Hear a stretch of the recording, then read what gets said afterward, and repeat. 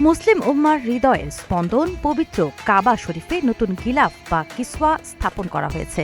আরবি নববর্ষ ১৪৪৮ হিজরির পবিত্র সূচনা লগ্নে এই গৌরবময় কাজটি সম্পন্ন হয়।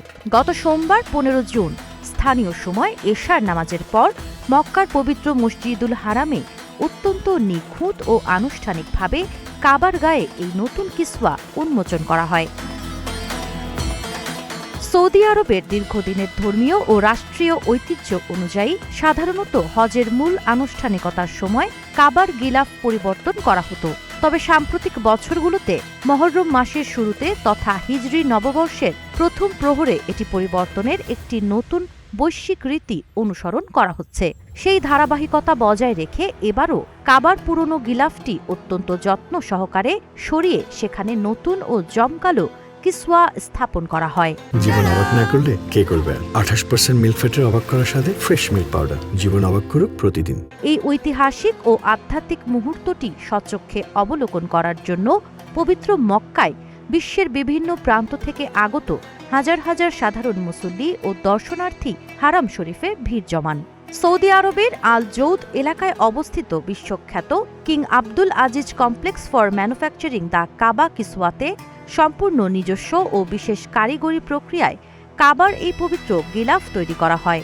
প্রায় ১১ মাসের একটানা পরিশ্রমে শতাধিক অত্যন্ত দক্ষ ও অভিজ্ঞ কারিগর এটি প্রস্তুত করেছেন। মোট ৭টি সুনির্দিষ্ট ও জটিল ধাপে এই বিশাল নির্মাণ প্রক্রিয়া সম্পন্ন হয়। নতুন কিসওয়া তৈরিতে মূলত ৪৭ খণ্ড উচ্চমানের খাঁটি কালো রেশমি কাপড় ব্যবহার করা হয়েছে।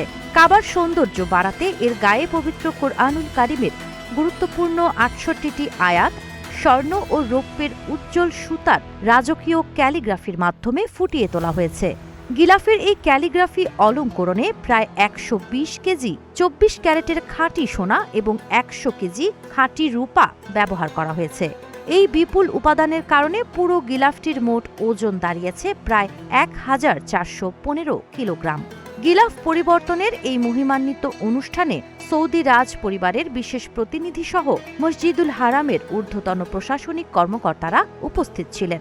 গিলাফ পরিবর্তনের কাজ শেষ হওয়ার পর নতুন কিসওয়া আনুষ্ঠানিকভাবে কাবা শরীফের আদি ও ঐতিহ্যবাহী দায়িত্বপ্রাপ্ত কর্তৃপক্ষের কাছে হস্তান্তর করা হয়। ইসলামের প্রাচীন নিয়ম অনুযায়ী কাবা থেকে খুলে নেওয়া পুরনো গিলাফটি ছোট ছোট অংশে নিখুঁতভাবে কেটে মুসলিম বিশ্বের বিভিন্ন দেশের রাষ্ট্রপ্রধান, বিশিষ্ট ব্যক্তি এবং গুরুত্বপূর্ণ জাদুঘরগুলোতে স্মারক হিসেবে উপহার হিসেবে বিতরণ করা হবে।